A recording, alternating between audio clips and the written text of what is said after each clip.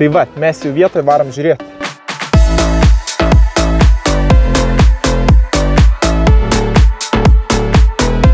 Pridės prie automobilio.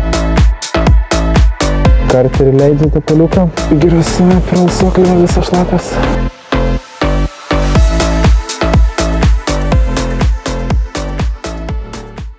Tai va, atvažiavam pažiūrėti Audi A7, realiai tai, ko tikėjaus, tai, ko būtent ieškau savo klientui. S-Line'as, pagal viną, salonas gražus, Alcantara lubos, panelė, nu čia tikrai prifarširuota mašina.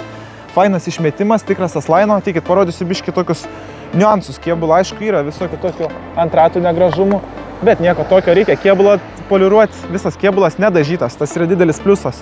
Tikrai RD 238 000, keista grandinė prie 180 000, esminiai dalykai. Pavarų dėžiai tepalai keisti ten irgi panašiai prie tų pačių kilometrų. Bet variklį turim biškį defektukų, yra tepalas bėgantis per karterį, pasikeis tarpinę karterio, per alsuoklius dviejose vietose taip pat biškį rasoja, taip pat patvarkysim, jeigu tik klientas norės.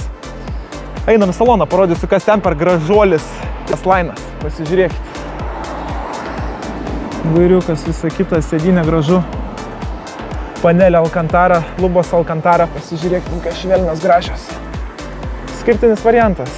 Bose muzika, atstumo palaikymas, distronikas.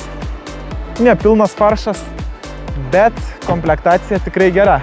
Varom pas pardavėjus, žiūrim, už kiek atiduoda, derinam kainą.